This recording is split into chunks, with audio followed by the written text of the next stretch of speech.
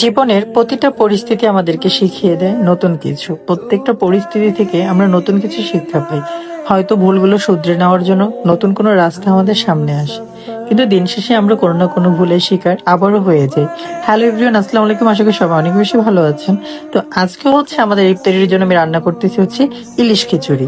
ইলিশ পোলাও হয়তো আপনারা অনেকেই খেয়েছেন, বাট ইলিশ খিচুড়িটা কিভাবে রান্না করে সেটাই আজকে আমি আপনাদেরকে দেখাবো।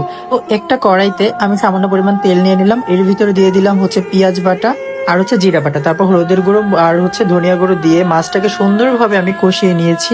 কষানোর পরে হচ্ছে আমি আরেকটা পাত্রে দিয়ে দিলাম তেল আর হচ্ছে পেঁয়াজ কুচি এবং তেলে সুন্দরভাবে ভাজার পর স্বাদ মতো লবণ, তারপর হচ্ছে পেঁয়াজ বাটা আর হচ্ছে জিরা বাটা আদা রসুন বাটা দিয়ে আমি সুন্দরভাবে ভাজা ভাজা করে ভেজে নিব, যাতে কাঁচা ঘ্রাণটা না থাকে। তারপর হচ্ছে ফ্লেভারের জন্য দিয়ে দিলাম গরম মশলা এবং তেজপাতা। এরপর যখন আমার ভাজা ভাজা হয়ে গেল, তার ভিতরে আমি হলুদের গুঁড়ো এবং মরিচের গুঁড়োটা দিলাম। হলুদের গুঁড়োটা পরিমাণে একটু কম দিবেন, আর হচ্ছে মরিচের গুঁড়োটা যার ঝাল যেমন তেমন। তারপর হচ্ছে আমি মশলাটা ভালো মতো কষানোর পর চালগুলো আমি দিয়ে সুন্দরভাবে ভেজে নিব।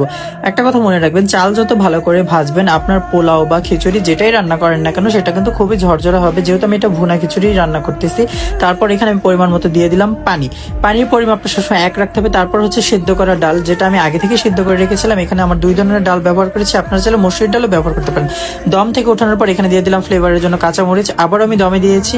এই যে দেখেন, পানি কিন্তু একবারে টেনে গেছে এবং আমার খিচুড়িটা প্রায় হয়ে এসেছে। যখন প্রায় হয়ে গেছে, এখানে আমি দিয়ে দিলাম আগে থেকে কষিয়ে রাখা ইলিশ মাছগুলো। দেখেন, আমি কিন্তু মাঝখানে একটু জায়গা করে মাছগুলো দিয়েছি, যাতে মাছগুলো মাঝখানে দেওয়া যায়। এরপরে বাড়তি যে ঝোলগুলো ছিল সেই ঝোলগুলো আমি উপরে দিয়ে দিলাম, এতে ফ্লেভারটা খিচুড়ির অনেক অসাধারণ আসবে। আর যাই হোক, ভুনা খিচুড়ির স্বাদটা আপনারা বুঝতে পারবেন, কারণ এটা হচ্ছে ইলিশ খিচুড়ি। আর ইলিশ মাছ দিয়ে যা কিছুই রান্না করা হয় না তা খুবই সুস্বাদু এবং মজাদার হয়। এই যে দেখেন, তৈরি হয়ে গেল আমার সুস্বাদু ইলিশ খিচুড়ি। আপনারা সবাই বাসায় ট্রাই করবেন। ভালো থাকবেন, আল্লাহ হাফেজ।